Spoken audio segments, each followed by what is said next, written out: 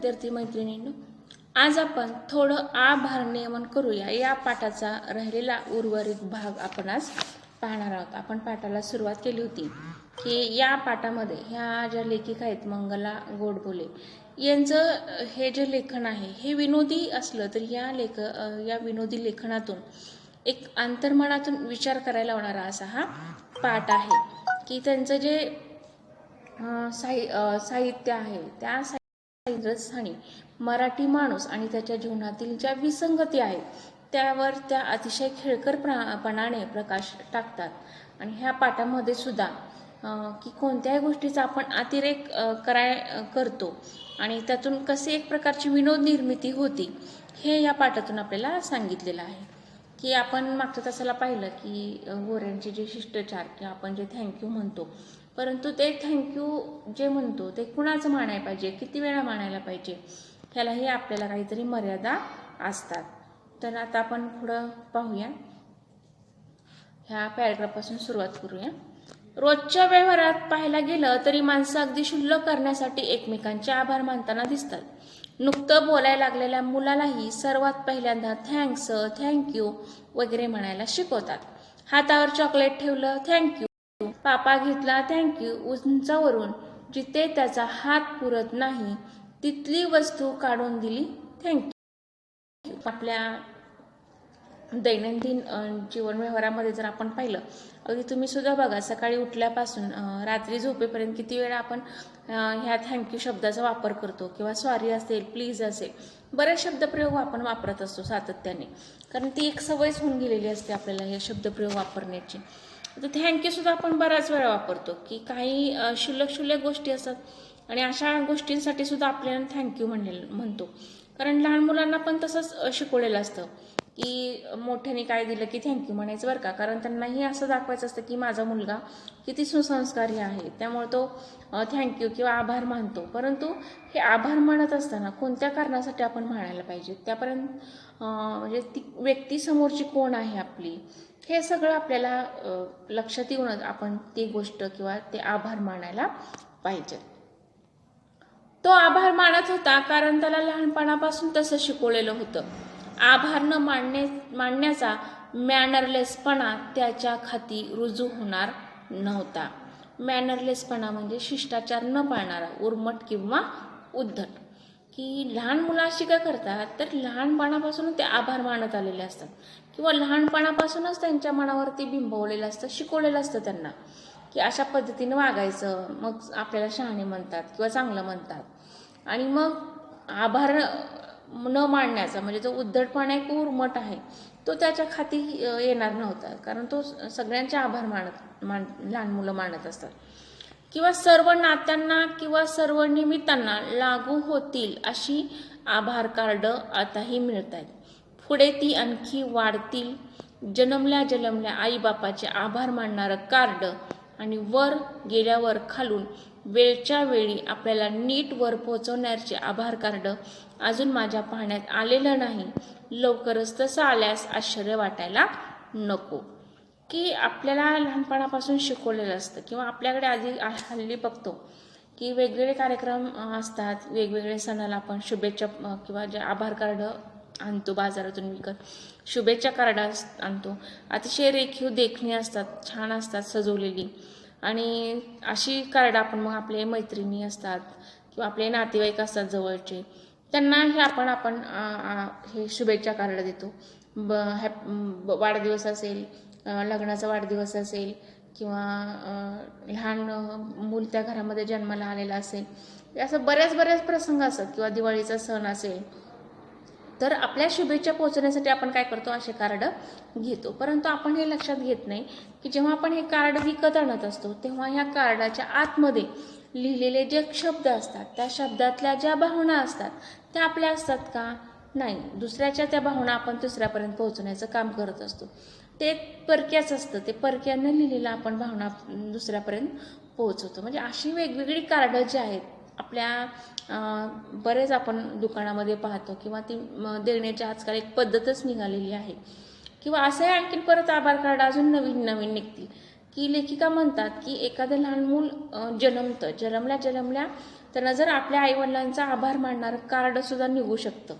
किंवा मग एखादी व्यक्ती मरण पावते आणि मरण पावल्यानंतर मग वेगवेगळे विधी करून जो समाज किंवा ते नातेवाईक असतात ते अगदी सगळे विधी जे आहेत अगदी काळजीपूर्वक करून त्या माणसाला किंवा त्या व्यक्तीला अगदी व्यवस्थितपणे वरती पोहोचवण्याचं काम करतात.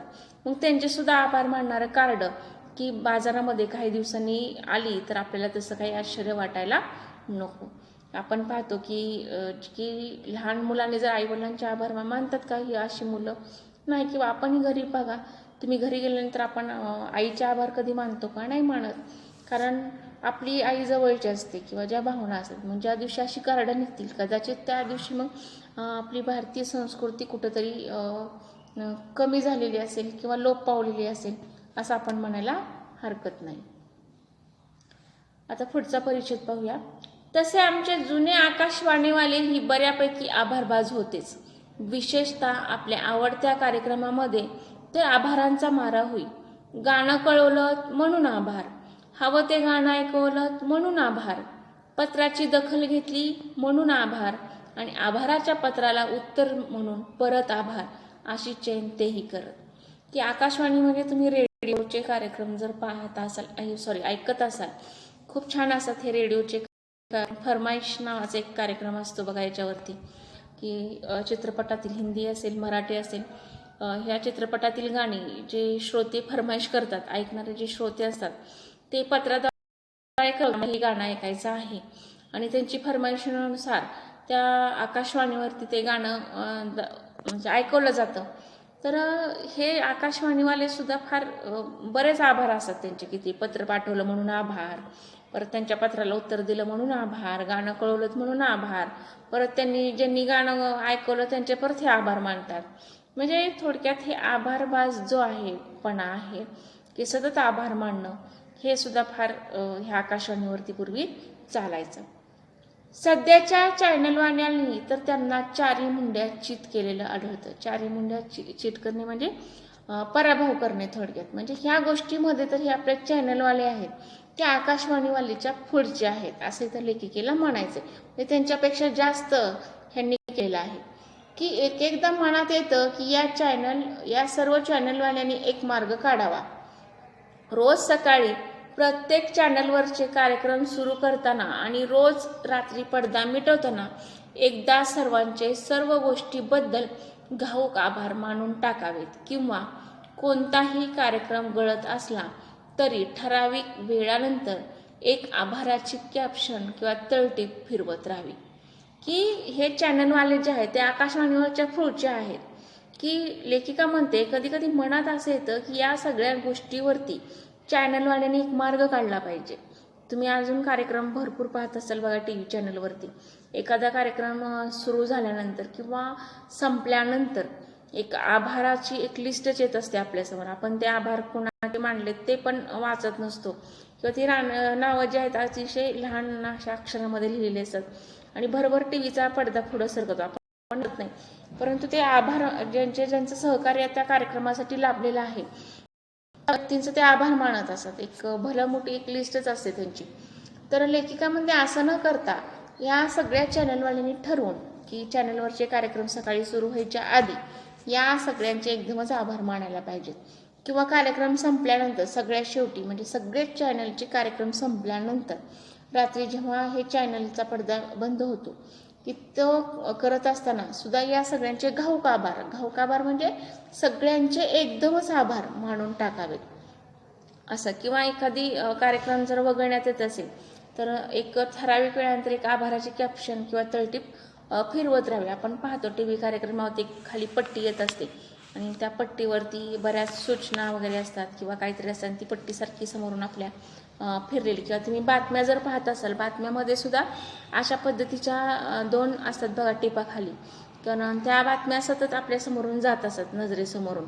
तर अशी एक प्रकारची तळटीप फिरवत राहावी असं इथं लेखिकेला म्हणायचं आहे. मग आता ती कशा पद्धतीची असावी तर आजच्या दिवसभरात किंवा अमुक सत्रामध्ये ज्यांनी आमच्या कार्यक्रमामध्ये भाग घेतला त्यांचे आभार. त्यांनी तोंड उघडल्याबद्दल आणि योग्य वेळी ते बंद केल्याबद्दल धन्यवाद. आजच्या दिवसभरात ज्यांनी सूत्रसंचालन केलं त्या सगळ्या सूत्रसंचालकाचे आभार, त्यांना नटवणाऱ्यांचे आभार आणि नटल्यामुळे ते सुंदर दिसत होते असे म्हणणाऱ्यांचे आभार.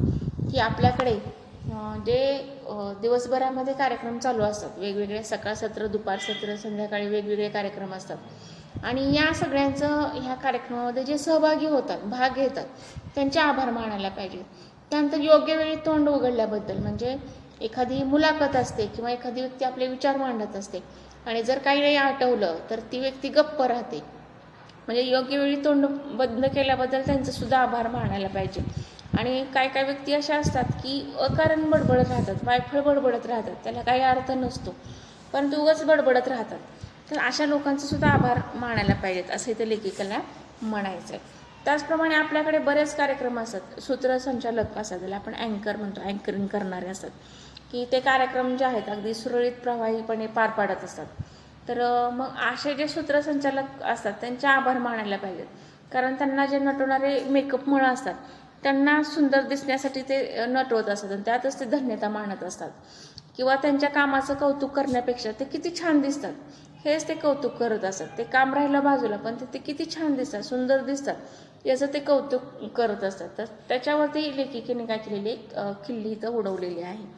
किंवा ते नटल्यामुळे सुंदर दिसतात असे म्हणणाऱ्या प्रेक्षकांचा सुद्धा इथं आभार मानायला पाहिजे. आजच्या दिवसभरात आमच्या वाहिनीवर ज्यांनी ज्यांनी नृत्य केलं, गाणी म्हटली, वाद्य वाजवली, त्यांचे शतशः आभार. नंतर आजच्या दिवसभरात ज्यांनी ज्यांनी आपापल्या रिमोट कंट्रोलची बटणं फिरवली आणि किमान 30 सेकंद आमचा चॅनल पाहिला, त्यांना कोटी कोटी प्रणाम. ही आपल्या चॅनलवरती वेगवेगळे कार्यक्रम असतात, डान्सच्या स्पर्धा असतात किंवा गाण्याच्या गायक असतात बघा, गाण्याचे पण बरेच प्रोग्राम असतात. मग अशा कार्यक्रमामध्ये जे वाद्य वाजवणारे असतात त्यांचे सुद्धा आभार मानायला पाहिजे, कारण त्यांचा सुद्धा तेवढाच तिथं सहभाग असतो किंवा तेवढाच त्यांचा तिथं हातभार असतो. कारण त्यांनी व्यवस्थित नाही वाजवलं तर ते गाणं किंवा ते नृत्य चांगलं होणारच नाही. त्यामुळे त्यांचं इतर आभार मानायलाच हवे. त्यानंतर ज्यांनी ज्यांनी दिवसभरामध्ये रिमोट कंट्रोल असतात, की आपण पाहतो की चॅनल पाहत असताना आपण सलग कोणताही कार्यक्रम पाहत नाही, की समजा एखादं कार्यक्रम पाहतो आणि मध्ये जाहिरात लागली की आपण लगेच रिमोटवरचं बटन दाबतो आणि दुसरं चॅनल लावतो आणि तिथं परत जाहिरात लागली की तिथून परत माघार येतो. म्हणजे आपण एक जे कार्यक्रम पाहतो तो सलग कोणताही पाहत नाही, की कोणताही कार्यक्रम पाहिला तर किमान 30 सेकंद आपण हा कार्यक्रम पाहत असतो. मग असं 30 सेकंद जे चॅनल पाहणारे जे प्रेक्षक आहेत त्यांना सुद्धा, त्यांचे सुद्धा एक कोटी कोटी प्रणाम आपण मानले पाहिजे. त्यानंतर आजच्या दिवसभरात ज्यांनी ज्यांनी मुलाखती दिल्या आणि हुकमी मागे वळून पाहिलं त्यांचे आम्ही ऋणी आहोत. त्यांच्या दुखऱ्या मानांचे शतशः आभार. की आज दिवसभर वीज पुरवठा नियमित करून लोकांपर्यंत आमचे कार्यक्रम पोहोचवणाऱ्या वीज मंडळाचे आभार. कारण ह्यांचे तर आभार मानायला पाहिजे, कारण लाईटच नसेल तर तुम्ही कार्यक्रम कसे पाहणार. म्हणजे जे वीज पुरवठा करणारे जे लोक आहेत की त्यांनी नियमितपणे अखंडितपणे वीज पुरवठा केला आणि तो कार्यक्रम प्रेक्षकांपर्यंत पोहोचवला, त्या वीज मंडळाचा सुद्धा आपण आभार मानायला विसरलं नाही पाहिजे. किंवा वेगवेगळे कार्यक्रम असतात, वेगवेगळ्या क्षेत्रातील लोकांच्या मुलाखती असतात आणि या मुलाखतीचा हेतू हा असतो की समोरच्याला काहीतरी त्यांच्यापासून शिकायला मिळावं किंवा प्रेरणा मिळावी त्यांच्यापासून. आणि असे मुलाखतदार जे आहेत ते मुलाखत देत असताना कधी कधी मग जर त्यांना विचार व्यक्त करताना थोडीशी अडचण वाटली तर मग ते एक वाक्य बोलतात सतत, मागे वळून पाहिलं किंवा मागे वळून पाहिलं असता, असं बरेच वाक्याचा ते प्रयोग करत असतात. तर अशा लोकांचे सुद्धा तिथं आभार मानायला शिकलं पाहिजेत. आजच्या दिवसभराच्या आमच्या वाहिनीवरच्या विविध स्पर्धांमध्ये भाग घेऊन पैठण्या, हिऱ्यांचे हार, घड्याळ, मिक्सर, शूटिंग, मोटारी, विमाने, सॅटेलाइट, ताजमहल, कुतुब मिनार इत्यादी छोटी मोठी बक्षिसं जिंकणाऱ्या दर्शकांचे मनपूर्वक आभार. ही बक्षीस लावणाऱ्यांचे आभार आणि हारणाऱ्यांचे आभार आणि बघून जाणाऱ्यांचे आभार. की आपण वेगवेगळे कार्यक्रम पाहतो की जिथं बक्षीस म्हणून पैठण्या दिल्या जातात, वेगवेगळे हिऱ्यांचे हार असतात, नंतर वेगवेगळे वस्तूसुद्धा देतात, घड्याळ असेल, मिक्सर असेल, ताजमहल, असे छोटे छोटे गोष्टी असतात, एक बक्षीस म्हणून तिथं दिल्या जातात. तर असे बक्षीस जिंकणारे जे दर्शक असतात त्यांचं मनपूर्वक आभार. की बरंच असतं बघा, ह्या मालिकेतल्या ह्या प्रश्नांची उत्तरं द्या, तुम्ही एवढं हे जिंकणार ते जिंकणार, आणि ते जिंकतात ही लोक, बरेच लोक जे असतात.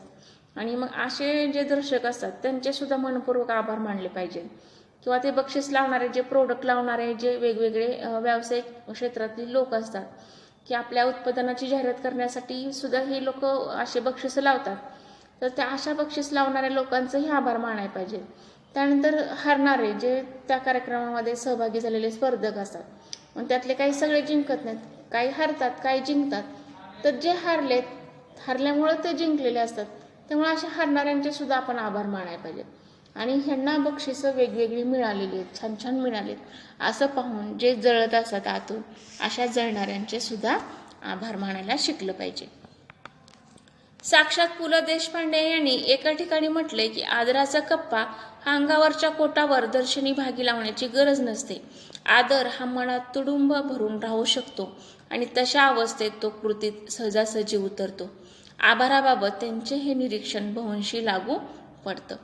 की जे प्रसिद्ध साहित्यिक आहेत मराठी साहित्यातील पु ल देशपांडे यांचं सुद्धा असंच म्हणणं आहे की जो आदर आहे किंवा आपल्या मनातील जो आदराचा कप्पा आहे तो पुढच्या भागावर लावण्याची काही गरज नसते. कारण जो आपल्या मनामध्ये असलेला आदर आहे तो आपल्या मनामध्ये अगदी भरून वाहिलेला असतो, तुडुंब भरून वाहत असतो, आणि तो अवस्थेमध्ये आपल्या कृतीतून सहजासहजीपणे समोरच्या व्यक्तीला दिसतो.